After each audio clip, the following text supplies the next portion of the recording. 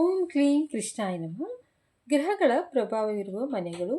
ನಿಮ್ಮ ಮನೆಯ ಮೇಲೆ ಯಾವ ಗ್ರಹ ಪ್ರಭಾವ ಬೀರಿರುತ್ತದೆ ಎಂದು ತಿಳಿಯಿರಿ. ಗುರುಗ್ರಹ ನಿಮ್ಮ ಮನೆಯ ಮೇಲೆ ಪ್ರಭಾವ ಬೀರಿದ್ದರೆ ಮನೆಯಲ್ಲಿ ಗಾಳಿ ಹರಿದಾಡುತ್ತಿರುತ್ತದೆ, ಗಾಳಿ ಆಡುವಂತೆ ಇರುತ್ತದೆ. ಪಕ್ಕದಲ್ಲಿ ದೊಡ್ಡ ವರಾಂಡ ಇರುತ್ತದೆ. ಮನೆಯ ಮುಖ್ಯ ಬಾಗಿಲು ಉತ್ತರ ಪೂರ್ವಕ್ಕೆ ಇರಲಾರದು. ಮನೆಯ ಹತ್ತಿರ ಅರಳಿ ಮರ ಅಥವಾ ಚಿಕ್ಕ ದೇವಸ್ಥಾನ, ಮಸೀದಿ, ಚರ್ಚು ಅಥವಾ ಗುರುದ್ವಾರ ಇರಬಹುದು. ಸೂರ್ಯನ ಎಫೆಕ್ಟ್ ಇರೋ ಮನೆ ಅಂದರೆ ನಿಮ್ಮದಾಗಿದ್ದರೆ ಬೆಳಕು ಸೀದ ಮನೆ ಒಳಗಡೆ ಬರುವಂತೆ ಬಾಗಿಲಿರುತ್ತದೆ. ಪೂರ್ವ ದಿಕ್ಕಿಗೆ ಬಾಗಿಲು, ದೊಡ್ಡ ವರಾಂಡ, ಬಯಲು, ಮನೆಯ ಮಧ್ಯೆ ಹಾಲು, ಹತ್ತಿರವೇ ಅಡಿಗೆ ಮನೆ ಇರುತ್ತದೆ. ಹೊರಗೆ ಹೋಗುವಾಗ ಬಲಕ್ಕೆ ಒಂದು ನೀರಿನ ಟ್ಯಾಂಕ್ ಇರಬಹುದು.